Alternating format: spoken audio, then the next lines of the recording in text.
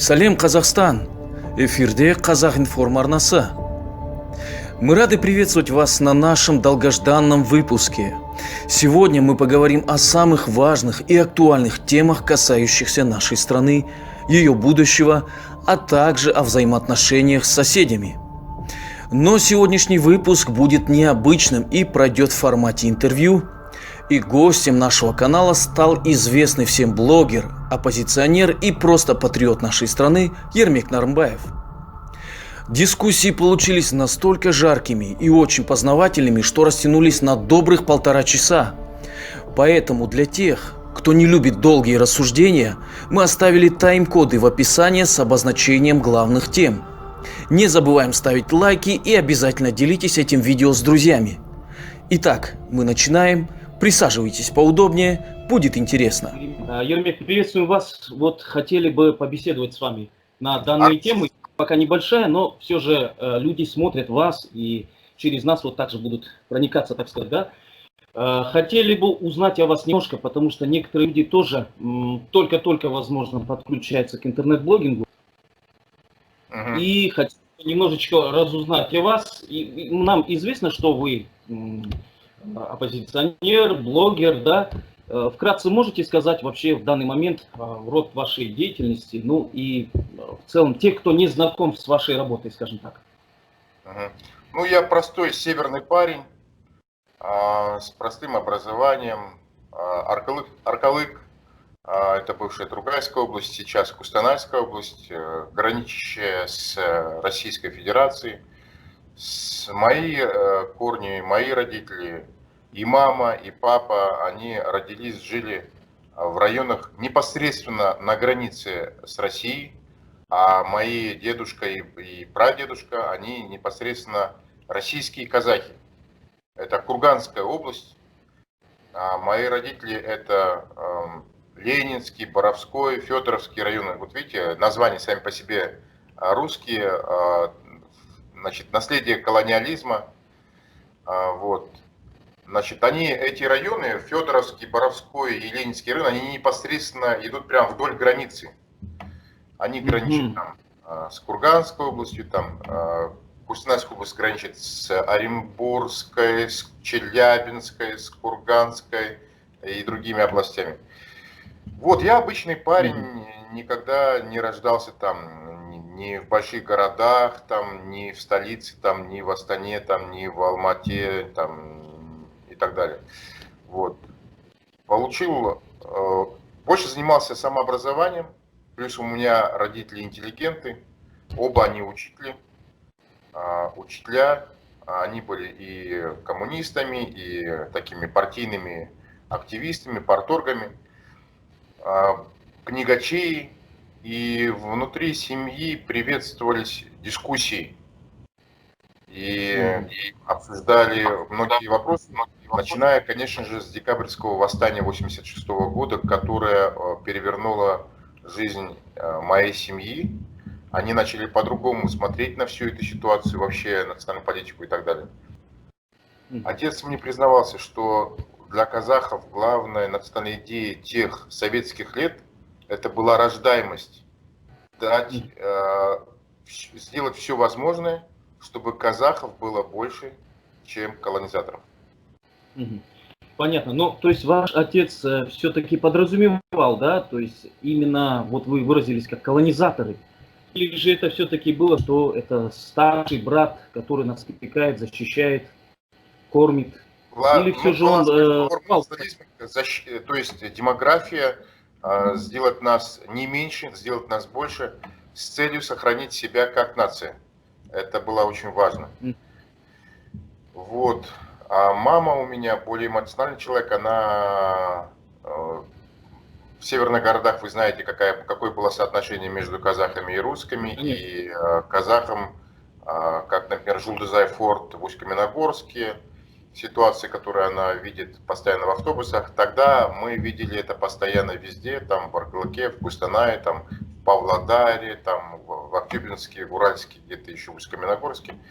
Поэтому северные казахи, они, в отличие от казахов в других частях Казахстана, многие вещи осознавали гораздо раньше, гораздо острее, но при этом они были больше теряли свой язык, да, с детства и так далее. То есть очень многие такие аспекты. Ну, вот, скажем так, все это привело к тому, что я был, с одной стороны, информированным, образованным, книгачеем. Вот я размышлял, что сделать надо сейчас для Казахстана против России, против Китая, чтобы не дать возможность нас захватить. Я обостренно это понимал, ощущал. Мы все видели все эти события и высказывания там Жириновского, Рудского, Лимонова и так далее. Я это очень остро воспринимал, остро ощущал всю эту проблематику, угрозы. И я писал, что нам сделать нужно по вопросу сепаратизма, по вопросу языка, по вопросу границ, по вопросу армии, по вопросу безопасности и так далее. Я занимался безопасностью по российскому направлению, по китайскому направлению, по узбекскому направлению, по сепаратизму. И когда я вот смотрел, я не понимал, почему другие сотрудники в 6 часов уходят. Почему?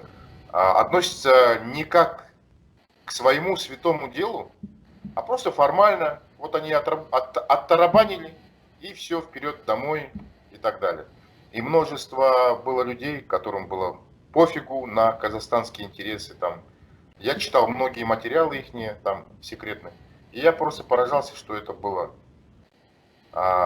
полуформально, сыро, непрофессионально, с одной стороны, не патриотично. Многие были настроены антиказахски. Вот, поэтому вот такая ситуация складывалась. Потом, когда я поддержал жителей казахских сел на юге Казахстана, которые защищали свою землю от передачи их в состав Узбекистана на пределе лимитации государственной границы, и я помог им информационно, дал им справки, дал им факты и так далее. Помог им провести пресс-конференцию, которую, в принципе, инициатором которой был Ерлан Карин. Ерлан Карин позвонил, сказал, что вот нужна помощь. Я ему помог, но, правда, он меня тогда кинул. Фактически сам отказался потом от этой пресс-конференции. Я остался с этими жителями. Он от нее открестился, от этой пресс-конференции. Отказал им в помещении и так далее. В итоге, в результате этой пресс-конференции, которая случилась там, я в ней напрямую не участвовал, но я помогал им. Я был вынужден уволиться. Я получил уведомление от моего руководства, от Маулена Шимбаева, что я увольняюсь с этого органа. Я сказал, да, я в принципе ни о чем не жалею, потому что это был настолько очень принципиальный вопрос. Для меня было страшно, что казахские села уходят почему-то в состав, как рабы, уходят в состав другого государства. Ермек, спасибо. Вот по поводу также вот вашего заявления, да, вы сказали, что действительно часть людей, мало того, что не профессионально, так еще и по-антиказахски, да, себя как-то вело или даже действовало. На самом деле это очень большая проблема. Почему скажу, даже когда встречается какой-то момент, поднимается вопрос для казахов даже, да, в обществе казахов по поводу восстановления исторической справедливости или какие-то моменты поднимаются, находясь буквально рядышком, буквально всего лишь 1-2 человека, представителей не казахской национальности, они начинают неловко себя чувствовать, мол, зачем я это буду говорить? Вот скажите, как с этим бороться, именно с казахским бездействием? Просто-напросто их не интересует ни статус языка, ни вообще в целом, даже латинизация, вопросы переименований улиц и так далее. Для них это все ненужное, пустое. Откуда исходит вот это безразличие у казахов? Несмотря на то, что мы бились, грубо говоря, за эту свободу, по большому счету народу нет до этого дела. Все заняты своими личными проблемами. Как поднять, вы посоветуете, как понять вот именно, чтобы казахи проснулись действительно, и национальное самосознание вышло на первый план? Ну, просто элементарно, тут две позиции. Первая, что делать простому казаху, если государство бездействует, которое, как сейчас. Второй вопрос, что делать чиновникам, депутатам, президентом, министром, акимом. Тут два вопроса. Получается, с одной стороны, человек должен публично выражать свою позицию в социальных сетях и воспитывать себя и всех других просто посредством себя, своих позиций, как маленького блогера, начинающего, у которого, может быть, нет большой аудитории, но он может выражать свою позицию в комментариях в социальных сетях, либо публично на видео, публично в своем городе, там, в своем родном Экибастузе, в своем родном там Аркылыке или там где-то в Хромтау и так далее, со своей семьей. Вот, допустим, много же русскоязычных казахов, да ведь? Но я для себя сделал так. Русскоязычный казах русскоязычному казаху рознь. Вот у меня есть бажа, допустим, чисто казахскоязычная семья. И он, и она. Но они детей воспитывают чисто на русском языке, и дети практически забывают свой казахский язык. И с другой стороны, допустим, вот я русскоязычный парень в Северном Казахстане, у меня 3 детей, и все прошли казахскую школу. Полностью на казахском языке. Мне было очень больно, было тяжело моей жене, но мы вот через это проходили и так далее, да. Терялся, я же испытывал дискомфорт, потому что полноценно, допустим, я не мог им дать помощь в школе. И я для себя просто определил так. Ты можешь много болтать про свой патриотизм, но если ты не можешь дать родной язык, родное школьное образование на родном языке, то весь твой патриотизм ничего не стоит. Это вот раз. Теперь позиция с точки зрения государства. Как сделать, чтобы, в принципе, ситуация поменялась? Конечно, у чиновников должен быть патриотизм. И нужно защищать свои интересы на всех этажах, на своем участке, где ты его занимаешь. Там аким там, Шамонаевского района, или ты там аким Костанайской области, или ты там занимаешь министра обороны, или там председатель КНБ и так далее, и так далее.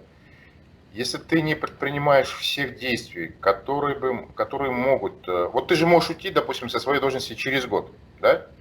Ты должен за время, которое ты проработал, 2 года, 5 лет, 3 года, ты должен сделать максимально так, что даже если ты уйдешь с этой должности, ты заложишь столько кирпичей, которые предотвратят захват твоей страны, России или Китая, которые создадут очень важную ситуацию в плане безопасности твоей страны по опыту Швейцарии и Израиля, когда будут все поголовно вооружены и так далее. И там никакая армия, никакая ядерная сверхдержава не сможет ничего сделать, потому что ее встретит просто партизанская страна. Вот.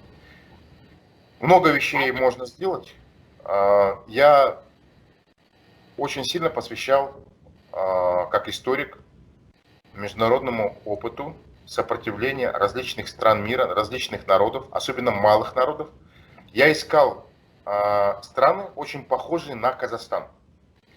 И когда я сделал целый ряд, и даже вот сегодня я вот общаюсь с одним известным деятелем, который вот, возобновил отношения, я ему говорю те вещи, и он говорит, а я этого не знал. Хотя он специализировался, например, на крупных каких-то вопросах, специализировался целенаправленно, да, последние там 15 лет. Но он даже в этой области многие вещи из международного опыта не знал. Я ему когда вещи говорю, он говорит, да ты что? И вот моя точка зрения была такая.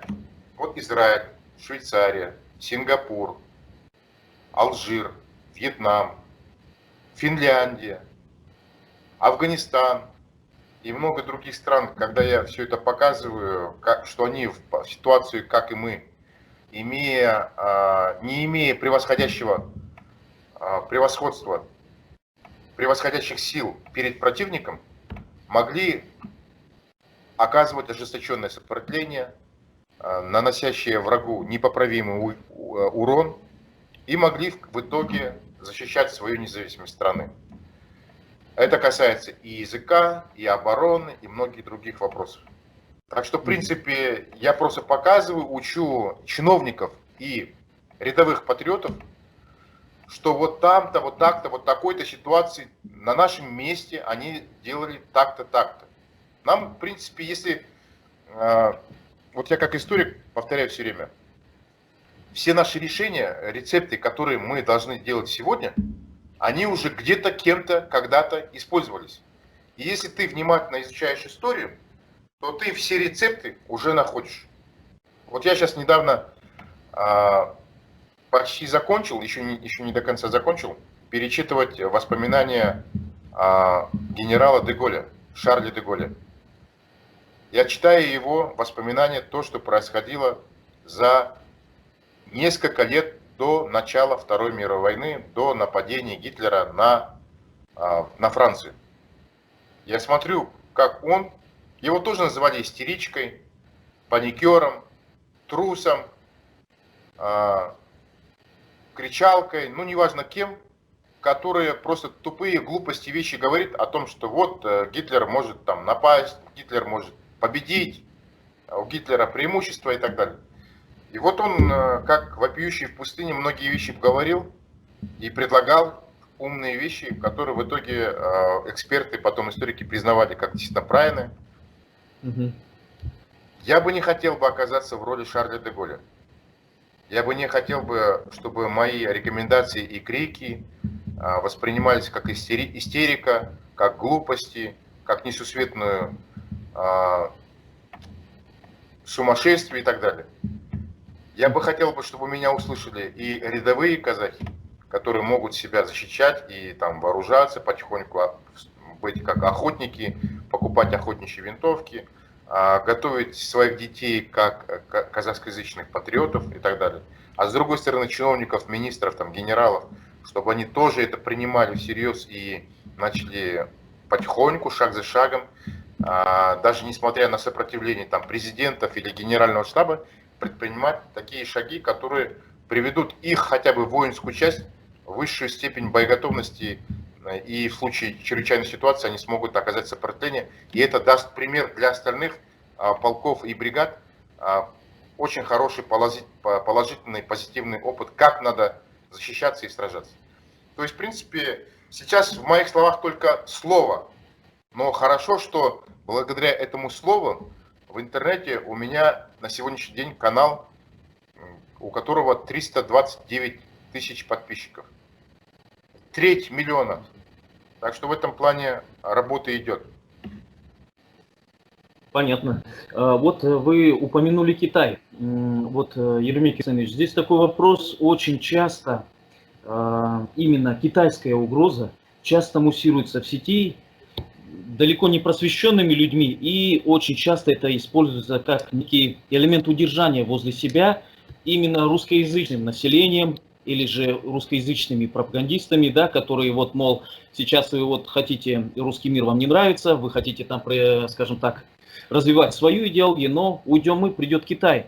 Скажите, насколько это действительно преувеличено, или все же действительно, если же мы, скажем, возьмем полный ориентир в сторону Китая, нам грозит экспансия или что-то в этом роде, мол, мы же вам тут сохраняем мир, беспокойства никакого нет, если вы отвернетесь от нас, вас ожидает либо оккупация со стороны Китая, либо здесь будет устроен второй Донбасс. Вот насколько идет преувеличение со стороны Китая именно российскими, скажем, СМИ и так далее? На самом деле эти угрозы равноценны. Нужно понимать, что в отличие от Украины, у которой есть проблема только со стороны России, у нас две России. Или, можно сказать, у нас два Китая. Вы же не будете евреям объяснять, израильтянам, что, извините меня, опасность от Сирии, она очень большая, а вот от Египта она небольшая. Или от Иордании небольшая, или от Саудовской Аравии она небольшая. Они воспринимают ситуацию такую, что все угрозы надо воспринимать всерьез, анализировать и быть готовым к удару с любой стороны. Поэтому та же самая Швейцария, которая находится в окружении трех больших держав, Германии, Франции, Италии, она исторически создавала систему обороны таким образом, чтобы быть готовым к удару с любых из 3 сторон. У нас же есть еще и Узбекистан, который благодаря Голодомору в Казахстане смог в 20 веке нас обогнать по рождаемости населения. Это раз. Второе. У них очень высокая плотность в Ферганской долине, и поэтому проблема с перенаселенностью, проблема еще с наличием каракалпакской автономии зарождает внутри этой нации невольно, помимо воли самих узбеков, благодаря просто решению Москвы, когда они Каракалпакию забрали у Казахстана, забрали сперва к себе, а потом его после короткого периода передали Узбекистану, оно рождает шовинистические настроения. Вообще я считаю, что любая страна, у которой в подчинении находится другой народ, пусть даже в форме автономии, это уже империя. Вот у грузин есть Абхазия, Южная Осетия, есть азербайджанская часть страны в лице Квето, есть армянская часть в лице Ахалкалаки, или, допустим, Азербайджан в лице Карабаха, в лице лезгинов, в лице фактически Дагестана рядом с ними, в лице талышей, или Иран, у которого есть, скажем так, Южная Туркмения, Южный Азербайджан, есть Белуджистан. Это все невольно имперская структура. Или Молдова даже, возьмите маленькую Молдову, у которой находится часть гагаузов и болгар, допустим, да? Или румыны, у которых есть большой кусок Венгрии в центре страны. Или там возьмите даже Украину, да, у которой есть кусок венгерских земель, районов, есть вопросы там с молдавско-румынскими, допустим, там селами и так далее, с гагаузскими и так далее. Или в свое время с Крымом, да, который, по сути, крымско-татарский. Все это имперская структура, и она, пусть микроскопическая, пусть она маленькая империя, но это империя. Слава богу, Казахстан избежал этой ситуации, у Казахстана нет чужих земель, и нам нужно понимать, что для нас и Россия, и Китай это большие угрозы. Но это угрозы разного рода. Россия, в первую очередь, это военная угроза. Это вторая, этническо-сепаратистская угроза. Такой этническо-сепаратистской угрозы у Китая нету на нашей территории. У нас нету никакого села с китайским населением. У нас нету районов целых или там городов с китайским населением. Так что у нас со стороны Китая больше угроза двух факторов. Первое – это экономическая экспансия. А пример Африки, куда Китай тоже разбрасывался своими кредитами от избытка финансовой массы. Это привело к тому, что когда африканские страны запаздывали с платежами по своим кредитам перед китайским кредитором, китайские кредиторы очень жесткие переговорщики, и они вынуждали переписать огромные предприятия, богатейшие месторождения, переписывать на китайские компании, а потом их даже порой не использовали, не обогащали, не разрабатывали, а просто закрывали. И на вопрос, почему вы закрываете и не даете нам возможность работать и хотя бы обеспечить работой местных африканцев или обогатить африканский государственный бюджет налогами с этих предприятий, китайцы говорят простую вещь. Вот эти месторождения нам пока не нужны. Мы их используем как склад. Когда у нас будут истощены собственные китайские месторождения, мы их будем открывать, возобновлять, разрабатывать, нанимать анда-санда, когда нам надо будет африканских рабочих, и отправлять руду и выручку от этих месторождений в Китай. То есть чистая имперская, чисто колонизаторская позиция. Нас ждет то же самое. Вторая угроза заключается в том, но она, получается, есть такая же ситуация и с Россией. На территории России и на территории Китая имеется большая ирредиента. Есть большая казахская община, которая исторически там есть. Это 11 регионов на территории России от Астрахани, Саратов, Самара, Оренбург, Челябинск, Курган, Омск, Томск, Новосибирск, Алтай и так далее. И то же самое внутри Китая. Когда очень многие люди, пока я открытой компании не поднимал, всегда все люди, не понимая ситуации, 30 лет полагали, что внутри Синьцзяна, Синьцзян-Уйгурский автономный район, само по себе название вводило в заблуждение, и они никогда не придавали тому значению, какова этническая реальная структура внутри Суара. 30% Суара – это север, который отделен джунгарскими хребтами от южной части, куда входит 70% территории Суара. 70% это пустыня Такламакан, которая занята в основном на 90% исторически, без учета китайского населения, это уйгуры. И немножко вкрапления идут киргизская и таджикская часть. А на севере это казахская долина, которая позже стала Джунгарской долиной. Это 30% территории Суара. Это фактически оторванная от Казахстана часть. Это граница на сегодняшний день между Китаем, между Суаром и Казахстаном. Это граница, где встретились линии соприкосновения между китайской армией и между российской армией. И еще один момент. Что такое вот эти 30% на территории Суара? По площади это 600 тысяч квадратных километров. Что такое 600 тысяч квадратных километров? Это территория Франции. Это территория Украины. Достаточно внушительно. Да. То есть в этом отношении нам нужно ставить вопрос о том, чтобы на всю эту северную часть распространилось действие, юрисдикция казахской автономии. На сегодняшний день или Казахская автономная область занимает только 20% этой территории. В ходе переговорного процесса мы должны добиться того, чтобы казахская автономия занимала 100% казахской территории, вот этого северного Суара. Второе, чтобы она вышла из состава Суара и создала отдельный автономный район, равный Суару, равный Тибету, равный там Китайской Монголии и так далее.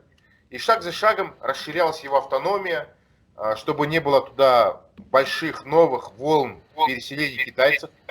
Это и есть смысл, идея, функция, миссия казахского независимого государства защищать свой зарубежный Казахстан. Я ввел термин такой – зарубежный Казахстан. Зарубежный Казахстан существует в 4 странах. Это казахские территории на территории России, на территории Монголии, на территории Китая и на территории Узбекистана. Вот мы должны просто защищать свои интересы. Из этих 4 стран казахская автономия существует только в Китае, только в Суаре. Вот такие угрозы, поэтому мы должны быть, конечно же, готовиться экономически быть сильными экономическими, чтобы противостоять Китаю. Мы должны быть в военном отношении сильными, чтобы противостоять и России в первую очередь, и во вторую очередь против какой-либо агрессии со стороны Китая или Узбекистана. И в этом отношении это и есть наши национальные интересы. Понятно. Ермек, заканчивая вопрос по поводу Китая, я бы вам хотел часто задаваемый вопрос озвучить. Многие сейчас, вот именно рядовые казахстанцы, патриоты, которые переживают за будущее детей своих, да, они в замешательстве. В нашей стране создался такой, скажем, образ 2 врагов. И поделен на 2, получается, сторонники России, сторонники Китая. Здесь люди не знают, Как быть, кому примкнуть или все-таки держаться вот именно по политике Аблайхана, да, вот часто приписывают ее первому президенту Назарбаеву, что якобы он очень грамотно лавировал, выстроил внешнюю политику так, что мы остались в плюсе. Но на самом деле вопросов очень много. И что еще, вот почему вопрос этот не решается, ряд блогеров в Казахстане, возможно, даже провластных, активно пропагандируют именно слияние с Китаем, что это действительно для нас выгодно, это будет своего рода зонтик от российской агрессии. Скажите, считаете ли вы, что действительно это может быть неким зонтом? Но будет ли это, не будет ли это случайно вытащить голову с одной стороны и засунуть ее, скажем так, к дракону? Мы хотели бы, чтобы народ услышал ваше мнение по этому поводу, потому что это действительно важный вопрос. Должна быть настоящая умная многовекторная политика. Она в Швейцарии была, она у Израиля была. Поэтому нужно воспринимать себя, что надеяться в первую очередь на самих себя. Это раз. Второе, искать по всему миру союзников. Союзниками против России может быть тот же Китай. Союзниками против Китая может быть та же Россия. Союзниками против обоих может быть Узбекистан, может быть вся Средняя Азия, может быть Европа, Америка и Япония. Поэтому, но Китай и Россию надо использовать обязательно, когда есть проблемы с другой державой. Если у нас есть проблемы с Китаем, то вот этот набор США, Япония, Средняя Азия, там, Америка, мы должны, плюс Россия. Если у нас есть проблемы с Россией, вот этот большой набор союзников плюс Китай. Но основа всего должна быть доктрина, которую Израиль перенял у Швейцарии. А Швейцария занимала очень старинную свою доктрину вооруженный нейтралитет. Вооруженный нейтралитет, когда у тебя каждый казах, каждый казахстанец, который чувствует себя близким казахом, который чувствует себя близким другом, близким братом казахов, знает казахский язык, да, которых мы можем называть жанашыр. Жанашыр в турецком языке есть такое же слово, оно очень известное, янычар. То есть, когда мы, вот когда я занимался, наверное, я практически единственный в стране, который имел доступ к секретным материалам переписи 99-го года. Так. И более раннего периода. Я упросил, уговорил мое руководство КИСИ дать мне такой доступ, и Госкомстат мне дал такой доступ. Поэтому я, когда анализировал все вот эти события и исторические моменты, и статистические данные, я просто для себя сделал вывод, что если мы будем брать примеры, да, с той же самой... вот по переписи я хотел сказать, что в 99 году в Казахстане около 30 тысяч русских. Ну, понятное дело, что на тот момент это было 4-5 миллионов русских. Из 4-5 миллионов человек 30 тысяч русских, европейцев, украинцев, немцев знали казахский язык. Интересный факт. Это 99-й год. А представляете, что было по переписи 2009 года? А что мы с этим богатством сделали? Это же богатство. Я разработал доктрину, которую я называл «Витрина». Я ее презентовал наверх, но к ней не прислушались. Эта доктрина-виктрина говорит о том, что эти 30 тысяч человек должны стать витриной национальной политики Казахстана. Они должны быть переведены из сел в областные центры сразу, минуя районные центры, города, должны быть переведены в центры областей, приграничных с Россией. Они должны быть переведены в столицу. Должна быть им предоставлено жилье, компенсация за потерянное жилье по прежнему месту жительства. должна обеспечена автотранспорт, должна быть обеспечена возможность им дать богатое, хорошее образование, высшее образование. Уже если они получили когда-то образование, дать им дополнительное образование, дать им карьерный рост, дать им должности там замакимов, каких-то расти по карьере. Дать им образование и расти по карьере, с расширением жилья, с повышением в должности и так далее. Дать им возможность побольше занимать именно ту часть должностей, которая видна людям. Это и пресс-секретари, и ведущие на телевидении, и какие-то публичные политические должности. Их должна видеть вот эта многомиллионная русская диаспора. И она должна видеть, если ты владеешь казахским языком, то ты как на лифте, на стремительном скоростном лифте двигаешься вперед. Что вот у нас есть свои Бараки Обамы, которые, несмотря на другой цвет кожи, они делают карьеру. И тогда у тебя возникает очень рекламный, витринный ход, когда ты многих, миллионы, особенно молодых русских, стимулируешь на то, чтобы они изучали язык, чувствовали себя своими. А когда их не принимают на работу, когда они не стимулированы изучать казахский язык, они думают за Россию, они думают пророссийски, они либо хотят уехать в Россию, либо остаются внутри Казахстана, но начинают работать на любого человека, который к нему подойдет и скажет: я офицер ГРУ, я офицер ФСБ, нам нужны ваши услуги внутри Казахстана. То есть, когда им не предлагается такой идеологии, где они чувствуют себя внутри Казахстана как рыба в воде, и они чувствуют себя нужными, эти 30 тысяч человек просто-напросто не были использованы, и они в итоге, может быть, уехали в Россию, владея таким ценным даром, с учетом того, что они выросли там в казахских районах, там где-то в Кызылординской области и так далее, и так далее. Мы должны иметь многовекторную политику, мы должны иметь доктрину Израиля и Швейцарии по вооружению, тотальному вооружению казахов и янычар, казахских янычар.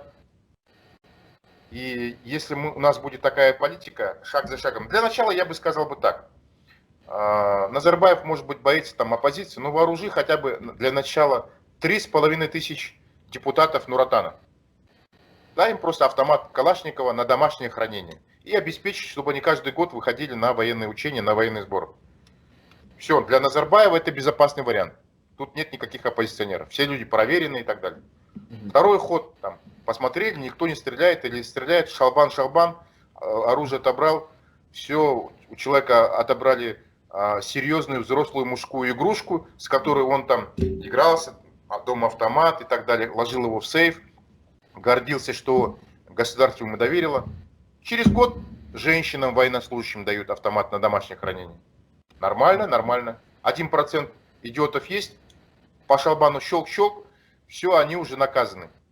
Навечно лишены возможности брать оружие. А для остальных урок, все уже по струнке ходят, знают, что такое оружие.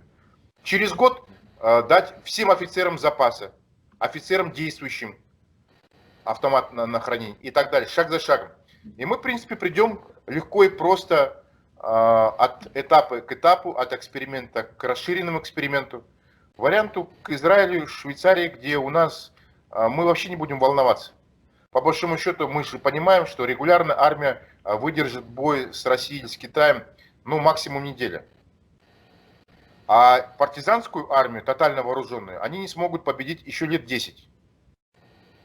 Так что в этом отношении для нас что важнее, регулярная армия или партизанская резервистская армия? Мы должны понимать, что регулярная армия это постольку-поскольку. Но гораздо более важнее, когда у нас вооруженный народ. А в итоге это дает защиту и безопасность на улицах, это дает безопасность от внешнего агрессора, и на будущее это защита демократии от любого тирана. Понятно. Ермек, вы очень правильно подметили по поводу партизанской войны, да, именно потому что кому как не степным кочевникам, которые, да, вот именно эту тактику использовали очень часто, наступательно-отступательного характера, мы действительно, это было бы здорово применять у нас. Здесь как раз-таки вопрос очень правильный, и вы сказали по поводу казахских янычаров. Вот мы, молодые казахские патриоты, блогеры, где-то сейчас стараемся поднимать вопросы именно действительно не агрессивного национализма, а хотя бы просто защиты, ну, исторического права называться хозяином своей земли. То, что мы не народ, который там упал с неба при дедушке Ленине, скажем так, да, которому нарезали территории, как принято подавать. Вот скажите, пожалуйста, в данном случае мы сталкиваемся с очень большим прессом, негативом, вот льется тонна, скажем, такого, да, негатива. И здесь, вот вы недавно, наверное, слышали, как раз в Генпрокуратуру поступило письмо открытое, вот как раз от коммунистов, да, в КНПК. То есть, то, что получается, казахские националисты подняли голову, и из текста письма следует, что якобы мы нарушаем баланс. Нас никто не хочет слышать, мы, получается, уже русофобы, и нам в пример приводят Молдавию, Грузию, Украину, то есть это уже своего рода угроза. Мол, если мы не перестанем продвигать свои идеи, нас ждет аннексия или аншлюз. Вот скажите, как нам тогда, молодым казахам, которые действительно стараются на благо народа, как нам тогда действовать, если государство не очень-то заинтересовано в наших начинаниях, и в то же время есть большой такой сгусток, да, негативщиков, которые в любой момент, любую абсолютно акцию с нашей стороны, они сразу находят какое-то действие, чтобы подушить это зародыше. Что посоветуете? Очень просто. Контратаковать. Значит, нужно что сделать? КНПК. Я, наверное, впервые разоблачил КНПК, когда пригласил на интервью бывшего полковника КГБ, КНБ, который сейчас живет за рубежом в Швейцарии. Он работал в 10-м департаменте КНБ, который занимается борьбой с оппозицией и с демократией. Внутри этого 10-го департамента есть множество управлений секретных. Самое секретное управление это было по внедрению агентов-офицеров внутри оппозиции. И он признался, что, значит, непосредственно под воздействием этого секретного управления, заместителем начальника которого он был, была создана Коммунистическая народная партия Казахстана во главе с Косаревым. И получается, это была самая КНБшная партия в Казахстане. В нее внедрялись непосредственно офицеры КНБ. Вот нынешний председатель КНПК, по признанию этого полковника, это, говорит, мой подопечный, председатель КНПК нынешний, это мой подопечный, имеет звание полковника КНБ, получает $800 от КНБ, получает зарплату как депутат и получает еще, вы же знаете, что каждая партия, которая проходит в парламент, получает еще государственный грант, большой там, многомиллиардный. Вот он получает еще и из партийной кассы. Теперь еще один момент. За КНПК стоит еще ФСБ. За КНПК стоит ФСБ, которая и частично и КНБ использует как свою агентуру, как свой филиал в Казахстане. Например, приведу факт, когда шла российско-чеченская война, многие чеченцы, вы знаете, во время ссылки находились в Казахстане. Их ссылал Сталин вот сюда, в Казахстан. И они, получается, обрели второй дом в Казахстане. И много чеченцев осталось, не стали уезжать в Чечню. И когда началась чеченская война, они приезжали к ним, к своим старшим родственникам, которые здесь их прятали, зализывали им раны боевые, ухаживали, выхаживали и так далее. Так вот, российская разведка отслеживала этих всех чеченцев на территории Казахстана и заставляла КНБ помогать им и выдворять их из территории Казахстана в Россию, где их там сажали по тюрьмам. И в этом отношении КНБ точно такую же роль играла, когда китайская разведка приходила в Казахстан и заставляла искать уйгурских активистов, которые на территории Китая помогали национально-освободительному движению. А я считаю, уйгуры имеют право на свою национальную независимость на территории Кашгарии, на территории Суаро, они должны иметь возможность отделиться от Китая, о чем они просят. Да, понятное дело, что под воздействием китайской демографической массы это будет очень тяжело, может быть невозможно, но очень тяжело точно. И КНБ значит, помогала китайской разведке искать этих китайских патриотов и точно так же отправляла их в Китай, где их казнили. И получается, казахский КНБ, он не имеет никакой гордости, никакого патриотизма, и он просто является прислугой для китайской разведки и для российской разведки. Вот, поэтому вот такая ситуация, она неправильная. И мы должны занимать свою позицию как мощное, сильное, уверенное в себе государство, которое защищает свои интересы. Если КНПК по неподтвержденной информации является филиалом пророссийской направленности и официальным агентурным филиалом ФСБ, Службы внешней разведки России, то могут ли они это документально опровергнуть? Например, понятное дело, что когда ты говоришь, вот ты агент, а другой говорит, я не агент, никогда не поймешь, кто прав. Но есть такие вещи, называются они в разведке разведпризнаки. Когда ты по некоторым вещам можешь безошибочно сделать вывод, кто прав, кто виноват. А лакмусовой бумажкой в этом вопросе является, каково отношение КНПК к казахскому языку. Какова программа КНПК по казахскому языку? Это раз. Дайте, опубликуйте. Являетесь ли вообще вы патриотами государственного языка? Второй вопрос. Какое отношение КНПК, политика, значит, КНПК по отношению к такому вопросу, как сепаратизм? Дайте развернутый ответ на эти угрозы и как вы собираетесь, если придете к власти, что вы предлагаете для правительства, для парламента в качестве новых законов, новых решений и так далее. Третье.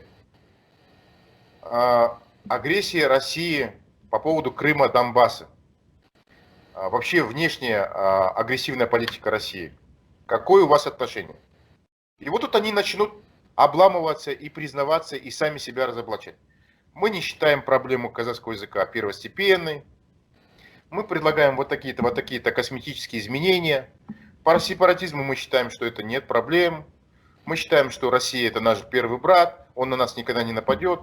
Не нужно вообще никакой армии на севере Казахстана. Вообще надо убрать армию. То есть, когда они будут отвечать на вот эти 3 главных вопроса, а за ними пойдут еще 10 дополнительных вопросов, тогда они откроют вольно или невольно ту сторону своего танка, который легко пробивается бронебойным снарядом нашей артиллерии. Они ничего не смогут противопоставить аргументам и нашим вопросам. Они будут под градом этих вопросов, а когда они откроют рот, все поймут, что они точно антипатриоты, что они точно российские агентуры, и тогда от них мокрого места не останется, тем более после выборов. Вот и все. Мы их можем просто элементарно превратить в политический труп, каким стал, например, Амиржан Косанов, с которым уже никто уже не захочет сотрудничать. То же самое с КНПК. Так, спасибо, будем это иметь в виду. Теперь, знаете, Ермек, по эфирному времени, но все же скажу. Очень большой вопрос всех волнует как раз-таки происходящие события в Беларуси. То есть часто задают вопросы, даже из числа подписчиков, вот что, как реагировать казахстанцы, как реагируют на это наши власти, и можно ли как-то подготовиться к тому, чтобы не допустить такого сценария, либо есть ли какая-то вообще связь, да, вот поймали ЧВК «Вагнер», да, вот их компанию, связаны ли эти события между собой и как не допустить этого в Казахстане? Как отреагируют власти, будут ли они применять силу против своего народа в случае чего, или также как нам подготовиться, чтобы таких событий и у нас не произошло, вот с такими вот засланцами, гостями, и вот, пожалуйста, переворот и так далее. Ну, тут два фактора. Первое, внутри самой Белоруссии Лукашенко сделал все возможное, чтобы народ взорвался. И именно наша казахская тактика умного голосования и использования армии наблюдателей, она в Беларуси сыграла свою роль. И я к этому могу с гордостью сказать, я к этому имею некоторое отношение. Я общался со многими белорусами и убеждал их в том, чтобы они именно вышли на наблюдение, и они могли это максимально использовать. Лукашенко в этом плане подставился, когда грубые притеснения против наблюдателей, они сами себя разоблачили, и народ взорвался. Значит, в этом отношении Лукашенко окончательно все проиграл, и выборы проиграл, и авторитет растерял даже среди тех, которые ему сочувствовали. А вот эти репрессии, вот эти избиения без причины везде, на всех перекрестках, полностью подрывает вообще какую-либо возможную легитимность президента Лукашенко на любой срок, на любой год, на любые ближайшие там даже недели и месяцы. Это один вопрос. Поэтому ему нужно уходить, уступать власть демократически избранному президенту, который обещал уйти через полгода, проведя новые перевыборы, на которых будут уже зарегистрированы любой кандидат на белорусских выборах. Второй аспект по поводу ЧВК Вагнера. Да, он правильно, молодец, пресек попытку вмешательства России, но сейчас, когда он начал проигрывать, он сам приглашает ЧВК Вагнера. Совершенно верно. Вчера он был против, и он публично позорил, а сегодня он их приглашает. И сегодня уже много признаков такого, что Путин отправляет снаряжение, Путин отправляет людей, и даже среди ОМОНовцев между собой слышны чеченская речь. То есть в этом отношении какой урок, какой вывод для Казахстана? Тукаев должен понять, что закручивание гаек и фальсификации приведут к такому концу, к какому концу пришел Лукашенко. И если не проводить либерализацию, демократизацию, чтобы самые лучшие казахи, самые лучшие казахские янычары приходили к власти во всех маслихатах, в маджлисах, в правительстве, в акиматах, у нас будет постоянная проблема с коронавирусом, с коррупцией, с бордюрами, везде с тендерами, с здравоохранением, с образованием и так далее. Мы должны не просто все время не отставать от России, мы должны обогнать Европу, мы должны такие реформы сделать. Самые лучшие реформы с этой стороны должны привести к такой мозаике, когда мы должны стать сильнее, интереснее, более быстро развивающейся экономика, чем Израиль, чем Франция, Германия, Америка, Япония, Китай.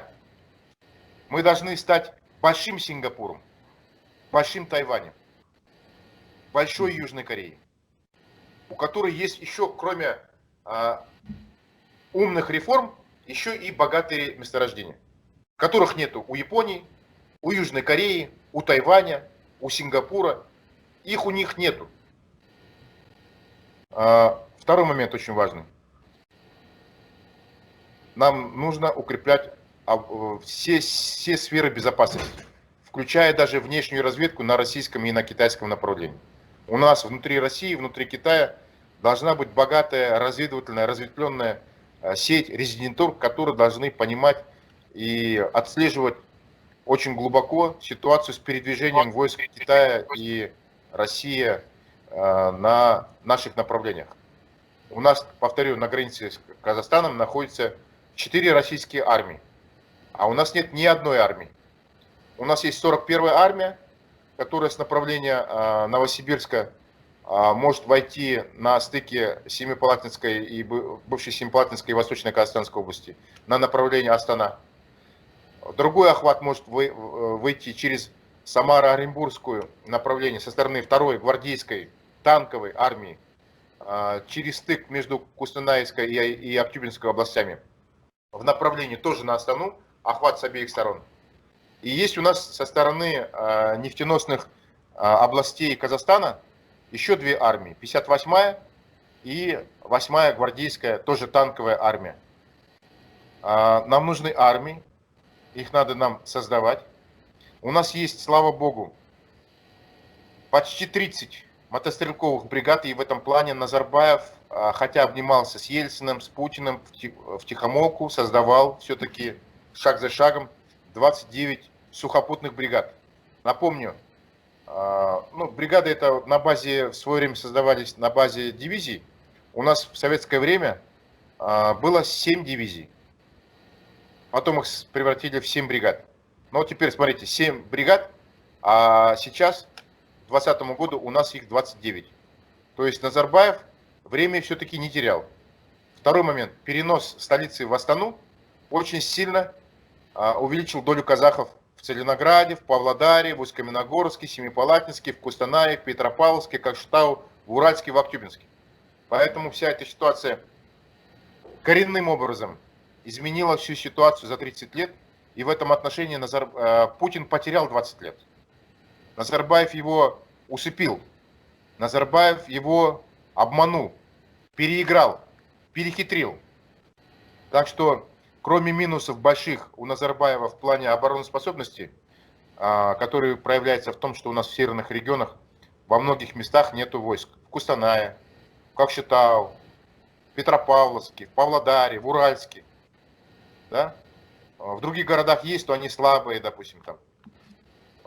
В Актюбинске у нас есть артиллерийский полк, но это не сила и так далее. То есть в этом отношении у нас очень много проблем, но и много вопросов, которые Казахстан успешно решил и нейтрализовал. Он прошел половину пути. Наша задача ускоренно пройти вторую половину пути, чтобы закрыть для генералов из Генерального штаба России какой-либо даже теоретический вопрос, чтобы войти на территорию Казахстана. Приведу пример.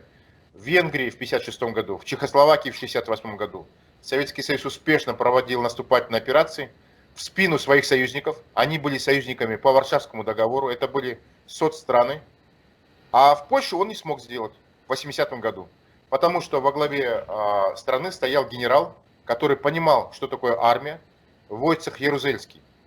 И когда была угроза вторжения советских, российских войск в Польшу, Войцех Ярузельский срочно 8 дивизий с западного направления перевел на восточное направление, на московское направление, развернул возле Варшавы, ощетинился, и Россия, Москва ничего не смогли сделать, и они отказались от планов вторжения. Об этом докладывал маршал Устинов, министр обороны Советского Союза, Брежневу, генеральному секретарю. Нам нужна такая же умная позиция.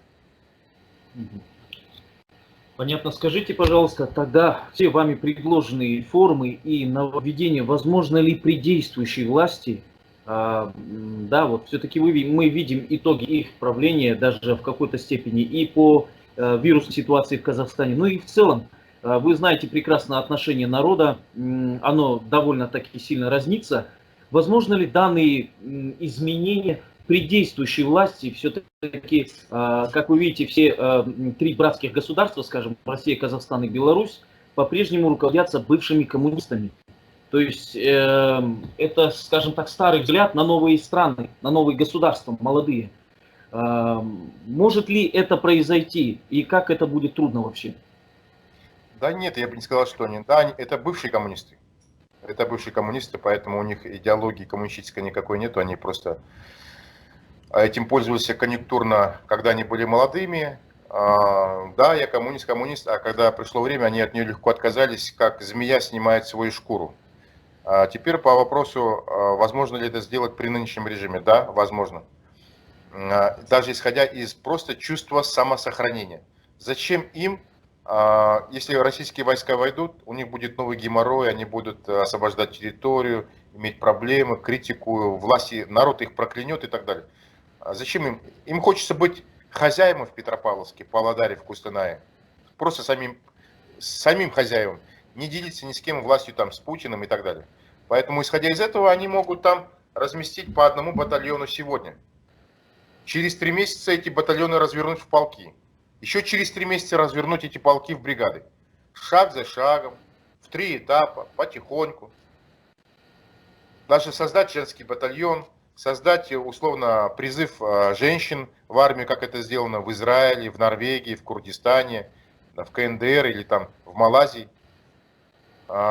Этот вопрос возможен потихоньку в рамках нынешнего режима. Вопросы по тотальному вооружению, да. Тут нынешний режим это не способен, потому что они боятся собственного народа, что он может повернуть оружие против Ак-Орды. Ну, представляете, сколько там оппозиционеров будет среди тех людей, которые получат оружие. Они боятся оппозицию, которая имеет на руках автомат. А когда подконтрольная им регулярная армия выдвинется, допустим, из Семипалатинского гарнизона, из Семипалатинской бригады мотострелковой, один батальон из Семипалатинска перейдет в соседний Павлодар. Это же рядышком. Да.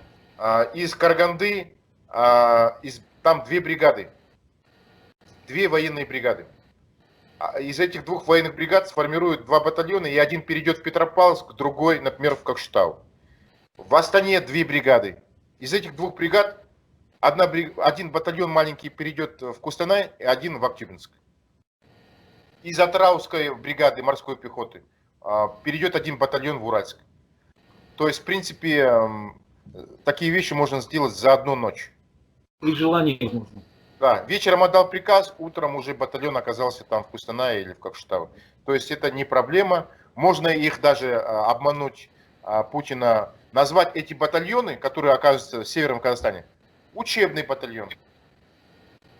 Или назвать его запасной батальон. Или его назвать резервистский батальон и так далее. То есть это наши умеют делать. Например, в Петропавловске был создан в свое время при Кожегильдине Назарбаевым секретный полк в лице Высшего военного командного училища внутренних войск. Или, например, сержантская школа, кадетский корпус в Щучинске. Или военная академия в Щучинске. Или военные кафедры, которые рассыпаны были вдоль границы с Россией, где обучают по 100 офицеров ежегодно. То есть, в принципе, работа идет с той стороны, но сейчас многие вещи надо сделать так, чтобы гарантированно закрыть вопрос по российскому влиянию. Тем более, как россияне сами открыто говорят, в 2014 году Путин в Кремле открыто в своем кабинете угрожал Назарбаеву и говорил, что Северный Казахстан – это русские территории, тебе надо их возвращать. И ошарашенный Назарбаев чуть ли не с инфарктом вернулся в Астану, полуперепуганный. И он-то знает, наконец-то, что это реальная угроза. Кстати, почему и появились 29 бригад? Поэтому он понимает угрозы, и ему надо с Токаевым эти вопросы решать. Это никак не влияет на потерю власти, там, на усиление оппозиции и так далее. А нам, оппозиции, почему это важно? Мы не хотим менять эту власть ценой потери Северного Казахстана. Мы хотим поменять эту власть на демократический строй, при этом граница у нас должна быть на замке. Понятно. Ермек, отсюда тогда еще один из заключительных вопросов. Да, действительно, вот по поводу этого вопроса безопасности. Здесь наши, скажем так, наше руководство страны, мне кажется, оно не рискнет делать каких-то открытых, да, вот действий. И даже вот после того, как вы озвучили, что угроза была объявлена прямо, мы, жители Северного Казахстана, ощутили именно на себе что? Пошел приток казахоязычного населения, да, программы СЕРПН по переселению, различного рода репатриотические программы. Все это было запущено, оно дало свой эффект, в том числе также и латинизация. Соответственно, русскоязычное население, большой отток тоже виден стал. И здесь вот вопрос такой. В прошлом году поднимался вопрос, или вернее в начале этого года, по переименованию города Павлодар. То есть, соответственно, было заседание и так далее. Но из-за возмущений, скажем так, все это просочилось в сеть, возмущений местных, скажем, да, пророссийских, можно так сказать, граждан, это все было пока решено отложить далеко. Теперь же, вот получается, акимат города заявил, что все это, если и поднимется наверх вопрос, то только после переписи населения. То есть, скажите, наше, скажем так, руководство, оно вот такого рода даже действий, это ведь тоже своего рода знак для стороны России, что все-таки Казахстан переименует город. Это все-таки одно дело переименовать улицы, а другое дело переименовать город. И будет ли это сигналом, скажем так, для именно местечкового, скажем так, розжига какого-то конфликта. Да, да. И поэтому я все время говорил, что вопросы по переименованию Петропавловска, Павлодара должен стоять только тогда, когда там появится казахская армия. Я это всегда говорю. И второй вопрос. Должно быть выполнено не одно условие, а два условия. Первое условие – это казахская армия. Как минимум батальон, а лучше полк, идеально бригада. Второе условие – демография, национальный состав. В Петропавловске, когда будет казахов хотя бы на один человек больше, чем русских, этот вопрос можно поднимать. До этого нельзя. Не выполняя вот эти два условия, мы будем провоцировать Россию на вторжение. Поэтому нам нужно сдерживать себя. Все равно, в любом случае, мы не проигрываем. С каждым годом доля казахов сильно увеличивается. Поэтому мы в этом плане не выигрываем. Вопросы армейские можно решить, я уже говорю, за одну ночь. И поэтому нужно просто дождаться решения этого вопроса. Нельзя ставить телегу впереди лошади. Согласен. Поэтому сперва армейский вопрос, второе – стимулирование демографии, и только после этого можно решать вопрос. В принципе, по Павлодару уже вопрос созрел, но пока там не появится полка, бригады, этот вопрос поднимать не стоит. И в любом случае, не только в Павлодаре, хотя Петропавловск это другая область, но пока в Петропавловске и в Павлодаре и в Кустанае, во всех городах без исключения не появится казахская армия, даже в одном Павлодаре вопрос нельзя решать. Пока не появится казахская армия во всех приграничных городах и районах. Понятно. И, еще один момент. Понятное дело, что это чисто колонизаторские названия, от слова Петр, от слова Павел, там, в честь сына там, императора и так далее. Это все понятно. Положительный момент, что Назарбаев исторически переиграл Путина, Ельцина, всю эту русскую шовинистическую шваль элиты, начиная с Солженицына, Лимонова, Жириновского и так далее. В этом плане он переиграл. И то, что Жириновский, Лимонов эти вещи озвучивали, они пугали, и они, в принципе, родили страхи у меня, как у аналитика. Если бы они молчали бы и внезапно напали бы, как напали на Крым, на Донбасс, они имели бы больше эффекта. И напасть нужно было не в 2020 году, не в 2021 году, а 10 лет назад, 20 лет назад. Когда у них и демография была тоже в их пользу. Даже по тому же Павлодару.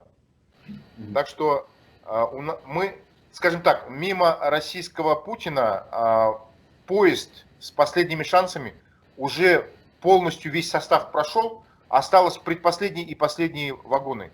Если они не успеют, то через 10 лет даже при всем желании Путин уже ничего не сможет сделать в Павлодаре и в Петропавловске. Понятно. Спасибо. И вот еще один, как я говорил, заключительный вопрос. Также вот подписчики часто его задают, вот у нас под видео, да.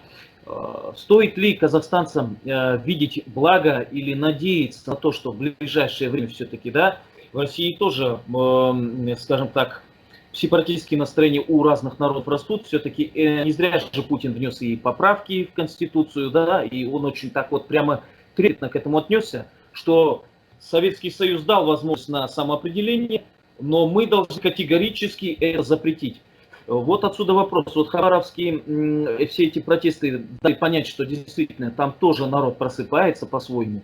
И скажите, можем ли мы, как казахстанцы, видеть благо в том, что в ближайшее время, может ли, если Россия все-таки распасться на определенные части раздельных разных государств, может ли спасть для нас тогда, мы получим передышку и, скажем так, обезопасим себя, потому что им будет не на нас абсолютно. Возможно ли это в ближайшей перспективе?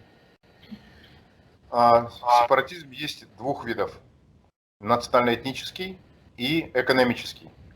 Когда Америка отделялась от Британской империи, и она в 18 веке билась за нее, начиная с бостонского чаепития, они разговаривали на одном языке с Лондоном. разговаривали на английском языке.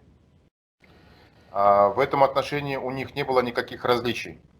Здесь полная параллель между Хабаровском, Приморским краем, между всем Дальним Востоком и Москвой.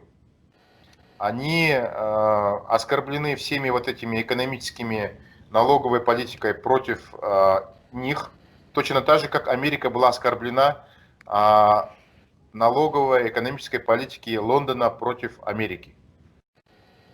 Да, в этом отношении многие не поднимают российский флаг. Если вы заметили, в протестах Хабаровского края не поднимают российский флаг. Они поднимают флаг своего Хабаровского края. Бело-голубой. Я сперва думал, что это флаг ЛДПР, но потом я узнал, что это флаг Хабаровского края. Они себя отделяют от России. И даже по машинам. У них нету, скажем так, машин с тем рулем, с которым ездят в Москве. У них руль с другой стороны поголовно 100%. Они ездят 100% на японских машинах с другим направлением. Теперь второй момент. Национальный вопрос. Кавказ, Поволжье, Сибирь. 3 национальных региона, куда входит много народов. Официально имеется 22 республики, но там речь идет о 50 народах, включая такие народы, как ительмены, нанайцы, вепсы, саамы и так далее. И когда мы говорим, например, о том, что если бы была бы война против Казахстана со стороны путинской армии, то мы в генеральном штабе, в своей доктрине должны закладывать одну секретную вещь. У нас есть батальоны, полки специального назначения. Это специальная разведка, войсковая разведка дальнего действия, стратегического значения. Они должны, скажем так, если ВДВ, если, скажем так, разведподразделения, там, бригад, полков, они работают на глубину там, 5 километров, 20 километров, то дальняя разведка, спецназ, они работают на глубину до 1000 километров. То есть у нас должна быть отдельная бригада, которая должна работать с активным включением башкир, татар, якут, которые, с одной стороны, не имея своей национальной армии на территории Кавказа, Поволжья, они должны иметь возможность приехать в Казахстан, отслужить срочную службу в казахской армии в составе так называемого иностранного легиона. И носить, там должен иметь татарская рота, там, башкирский батальон, якутский взвод там, и так далее, кумыки, нагайцы и так далее. Они не имеют, повторяю, своей армии, не имеют своей национальной формы. И когда они видят, что на всем земном шаре башкирский батальон существует только в составе казахской армии, они, естественно, захотят приехать сюда, отдать свой долг воинский здесь, и отслужив здесь, носить по улицам Уфы с гордостью башкирскую военную форму. Множество, сотни тысяч мальчиков, удмуртов, чувашей, нагайцев, карачаевцев, балкарцев, дагестанцев, они захотят служить в казахском иностранном легионе. На случай войны этот иностранный легион сразу же должен раствориться внутри России. Они должны стать стержнем партизанской национально-освободительной войны внутри Поволжья, Кавказа и Сибири. И должна быть еще отдельная бригада специального назначения чисто казахская, которая должна изучать языки башкирский, татарский, чувашский и так далее. Она должна работать с иностранным легионом там. И вся эта ситуация, они должны будут взорвать Россию изнутри. Если Россия подумает напасть на нас, мы должны не просто думать и ждать, когда там Русская империя развалится. Мы должны ее сами разрезать, мы ее должны сами развалить, мы ее сами должны взорвать и раздробить. То есть вот такая должна быть Мы должны не только обороняться на своей территории, мы должны наступать, захватывать и так далее. Вы когда-нибудь думали еще об одной вещи? Я когда-то 20 лет назад написал «Коридоры Русской империи». Вы никогда не знакомились с ней? Нет. Вот, читателям, зрителям я рекомендую почитать работу молодого Нарымбая, который 20 лет назад написал еще до прихода в администрацию президента вот эту работу. И я в ней написал: Россия – это большая страна, самая большая страна в мире. Но мало кто знает, что практически 70% территории – это крайний север. Официально, по документам Российской Федерации, 70% территории Российской Федерации официально относится к районам крайнего севера. Так вот, если мы убираем тундру, тайгу, убираем крайний север, то Россия превращается в вот такую длинного карандаш.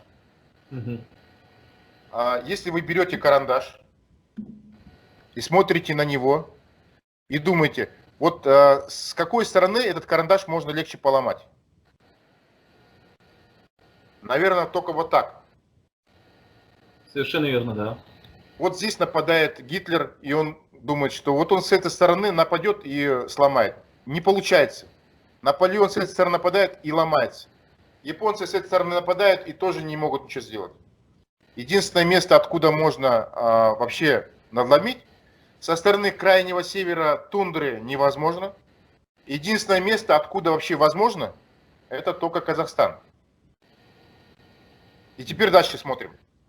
Вот этот карандаш настолько узкий, длина этого карандаша 10 тысяч километров от Калининграда до Владивостока. Ширина, если убрать весь крайний север, зону тундры, то ширина этого карандаша 200 километров. 200 километров. Теперь дальше смотрите. Вдоль этого карандаша протекают кровеносные сосуды. Вы не увидите дорог, которые проходят через Якутию, через Ивенкию, через Ханты-Мансию. Они проходят только по самой южной окраине Русской империи.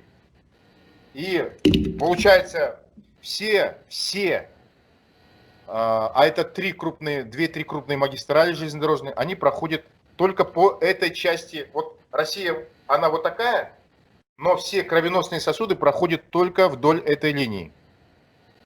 Так вот, все 3 линии находятся на расстоянии артиллерийского выстрела, если его произвести из Петропавловска. Больше того, одна из линий проходит внутри Казахстана, через Петропавловск. Железная дорога, которая проходит через Петропавловск, заходя там со стороны Челябинска и в сторону Омска, мы контролируем 200 километров. Плюс 1-2 линии, которые, в принципе, для танка это переход за одну ночь. Мы за одну ночь получаем контроль над всеми коммуникациями между Западом и Востоком России. Это весомый перец будет. И теперь представьте себе, что вдруг здесь образовалась сильная по израильскому образцу сильная казахская армия, которую Россия захватить не может, потому что тотально народ вооружен. И захватить не может, и под прикрытием большой казахской армии, которая не имеет казарм, потому что все автоматы находятся дома у каждого казаха, у каждого янычара. Казарм не надо, расходов не надо. Большая армия, но она очень дешевая. Это называется милиционная система комплектования армии. Так вот, когда под прикрытием этой большой казахской армии, но дешевой армии, при малейшей угрозе со стороны Москвы, мы можем легко, безнаказанно пригласить сюда большую турецкую военную базу. А Турция это член НАТО. Да, в Караганде, в Астане можно расположить турецкую бригаду, турецкую дивизию. можно еще создать большую военную базу беспилотников, которые Турция прославилась в последней войне. Это Так не вот, понравится получается, если, допустим, я вам сейчас скажу, у Казахстана есть два ядерных оружия. Мгм.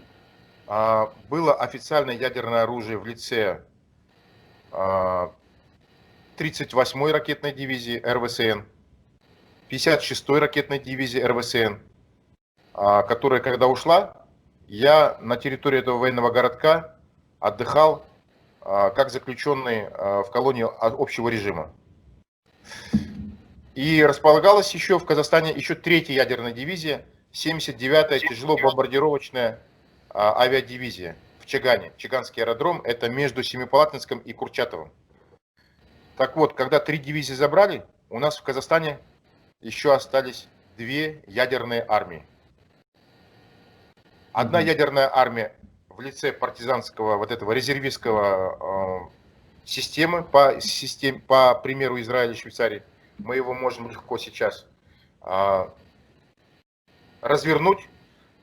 1 декабря 2016 года, после войны в Украине, Назарбаев подписал указ о создании бригад территориальной обороны в каждой области. Правда, там у них нету складов, нету автоматов, но чтобы перевести, у нас 3 склада больших: Отар, Караганда, Семей. Из любого из этих складов в Павлодар, в Кустанай, в Уральск переправить максимум 1 месяц. То есть за 1 месяц эти бригады территориальной обороны можно поднять на ноги. И у нас еще есть второе ядерное оружие. Когда у нас началась в Советском Союзе война с Китаем в 1969 году, я тогда еще не родился, я родился через год, но, наверное, был в это время зачат, в 1969 году. Китай нападает на остров Даманский в Амурской области и нападает на Жаланашколь возле Алаколя. Слышали, да. После этого мгновенно Москва принимает решение, что вся Центральная Азия делится на 2 военных округа. Среднеазиатский военный округ и Туркестанский. Туркестанский военный округ был направлен на Афганистан и на Иран. А Среднеазиатский, куда вошли все республики, которые граничат с Китаем, они были направлены на Китай. Казахстан, Киргизия, Таджикистан. И после 1969 года было принято решение здесь создать большую танковую группировку. Так, на территории САВО, на территории Казахстана, появилось 1500 танков. Ну что такое 1500 танков? Когда Гитлер напал на Советский Союз, у него было 2000 танков. Причем, понятное дело, что эти танки не имели даже противоснарядного защиты. И 100 танков немецких, гитлеровских, можно приравнять к одному танку, который был у Советского Союза на 1969 год. Теперь дальше. 1500 танков. Что такое? Если у нас в дивизию входит 150 танков, 200 танков, то армия это примерно где-то 400 танков. Ну, представьте себе, что такое 1500 танков. Это 5 армий. По большому счету. 3 армии. А теперь дальше возьмем. В 1989 году Горбачев и Рейган заключают договор о сокращении обычных вооружений в Европе на 50%. Второй договор о ликвидации ракет средней и малой дальности на 100%. О сокращении основных стратегических наступательных вооружений межбаллистического ракет на 50%. Но вот первый договор, он особенно важен для Казахстана.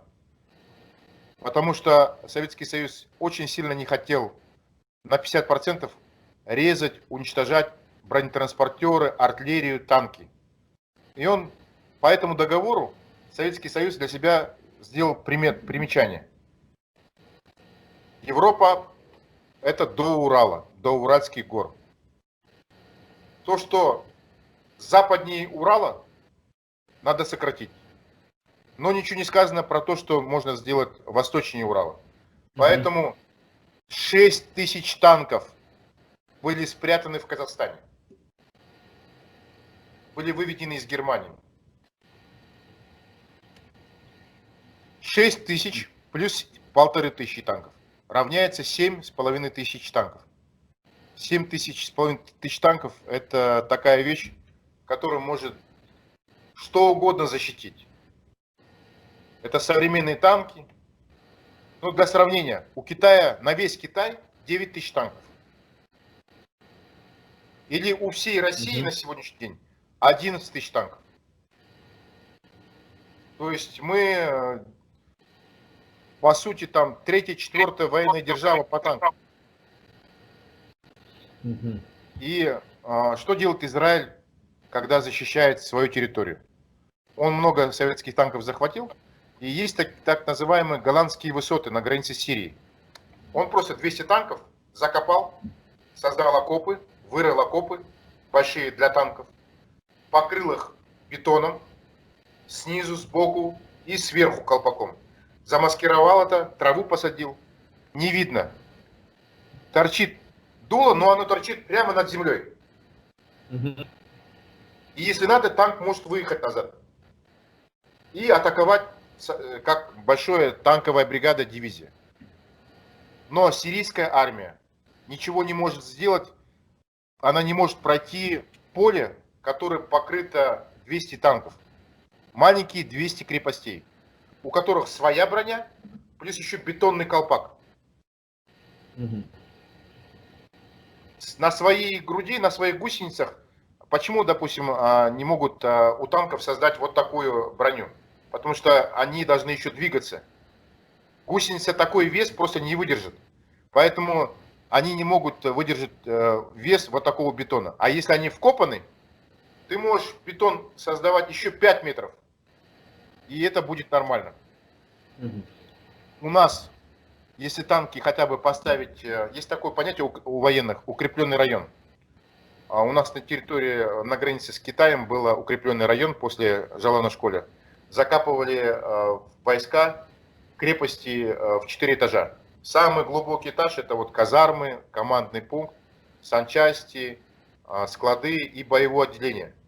И они могли передвигаться, переходы. А если к этим укрепленным районам вокруг Кустаная поставить 500 танков, вокруг Павлодара 500 танков, вокруг Уральска 500 танков, закопать их, никакая российская армия, даже не то что российская армия, а армия Советского Союза, которая была в 1000 раз сильнее, даже она не смогла бы ничего сделать. Так что многие вещи у нас коррумпированы, проданы за рубеж, распроданы Назарбаевым, но многое есть и многое можно использовать. То есть, в принципе, Казахстан в этом отношении очень сильно защищен, даже от Китая. Граница с Китаем — это горы. И только есть там в 2-3 местах горные ущелья. Если у нас граница на 90% закрыта горами, то тебе не надо деньги тратить на оборону. Тебе надо закрыть только 10%, которые связаны с этими горными ущельями. Советский Союз так и сделал. Он укрепленные районы поставил вот в этих горных, перед входом в эти горные ущелья. И из горных ущелий, если китайские войска выходят, заходя в Казахстан, они натыкаются на эти уры и ничего сделать не могут. Назарбаев их взорвал по просьбе китайских властей. Восстановить их 2-3 года надо. Но это не проблема. То есть, в принципе, что по Китаю, что по России, мы можем создать идеальную оборону. Там проблем нет. Главное, чтобы был патриот. Согласен. Именно так и была выиграна, да, Орбулакская битва нашими батырами. Но здесь, смотрите, мы затрагивали вопрос именно расчленения самой России, да, то есть какие выгоды от этого. И в данном случае, смотрите, на меня выходили башкирские патриоты, мы с ними связывались, создали такой ролик в поддержку народов именно России, да. Могу заметить из общения с народами Поволжья, что, скажем так, Татарстан в большинстве своем, он уже практически перенял на себя культуру русской национальности, и в большинстве своем они, можно сказать, ассимилировались, не считая одной определенной части. Тогда как Россия, естественно, их пряником больше к себе притягивает, А вот башкирские группы, да, то есть, которая вышла и на меня в свое время, они попытались вот отстоять там природные шиханы, да, их национальная гордость, там вырубку лесов и так далее, все это остановить, но местные чиновники просто-напросто их объявили экстремистами. Вот, и в данном случае, к сожалению, мы сделали ролик в поддержку, но услышано их не было. То есть в данный момент эта организация закрыта, Объединенное Башкирское объединение. Вот, то есть я к чему это все говорю? К тому, что даже мы, попытаясь с ними как-то сотрудничать, это будет очень сложно, встречено.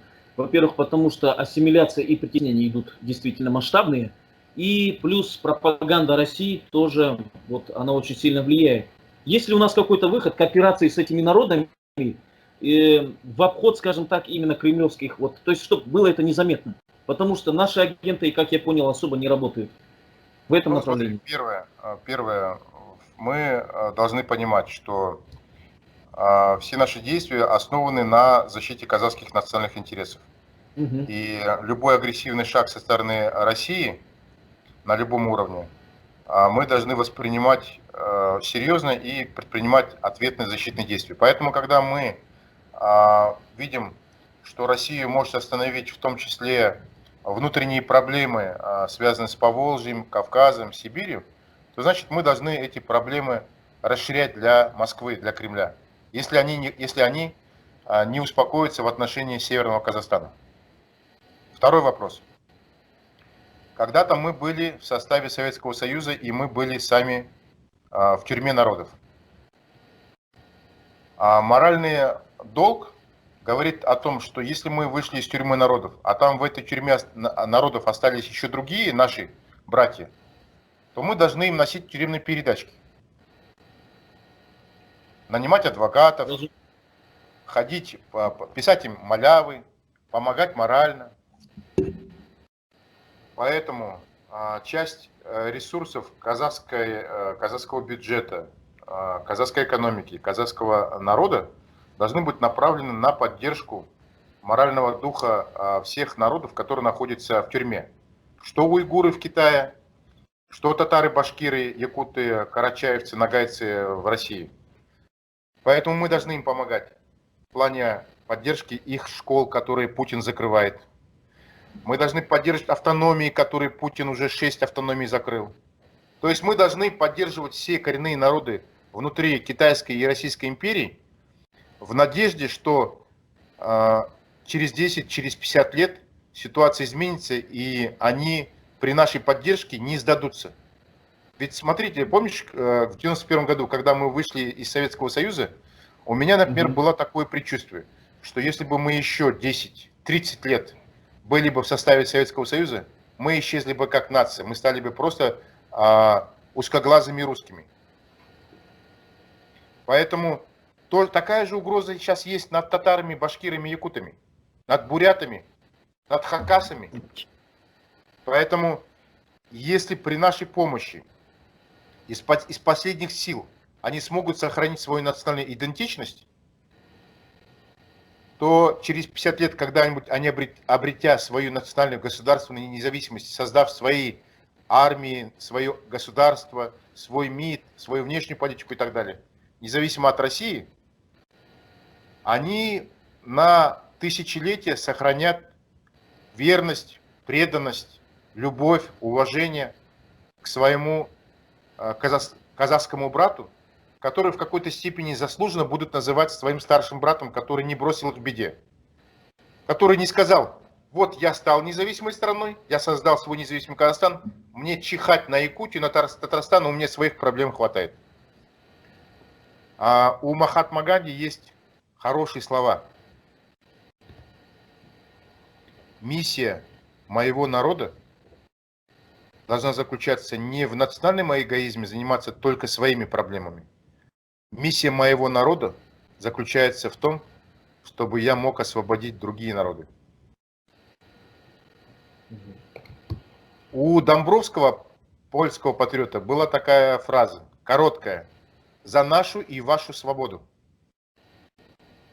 Так что мы должны думать о создании большой тюркской федерации, конфедерацией, с единой внешней политикой, с единой военной политикой, с единой политикой по отношению к России, с единой политикой по отношению к Китаю, с единой политикой к Ирану, к персам, к арабам и так далее. И дай бог, чтобы это было единое государство, которое может стать тюркским СССР, тюркской сверхдержавой, Туран, может быть даже с ядерным оружием. То есть державой, которая будет разговаривать с Россией наравне, с Пекином наравне, с Вашингтоном наравне.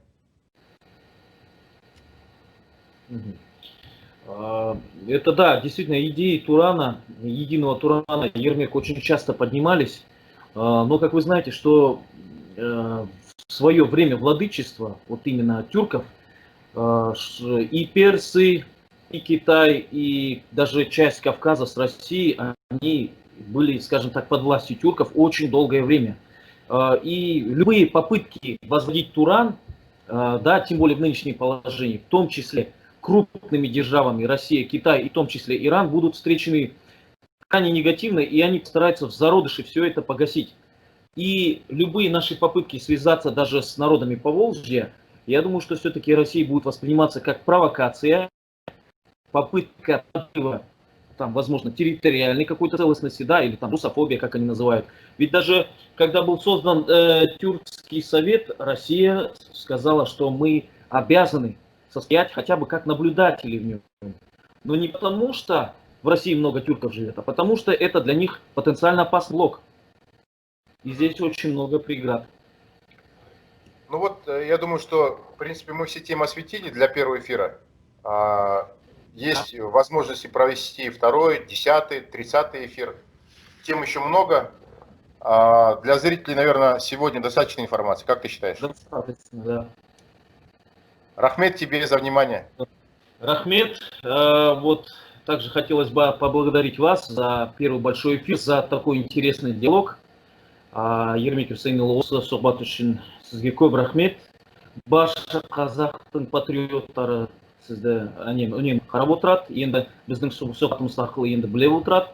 Енді баршамыз енді қазақ халқына тек қана жақсылықпен, алдағы келе жатқан әртүрлі қиыншылықтарға тек қана қазаққа біршілік пен татулық дейміз деп осылай айтуға болады. Сізге көп рахмет. Көп рахмет саған, бауырым.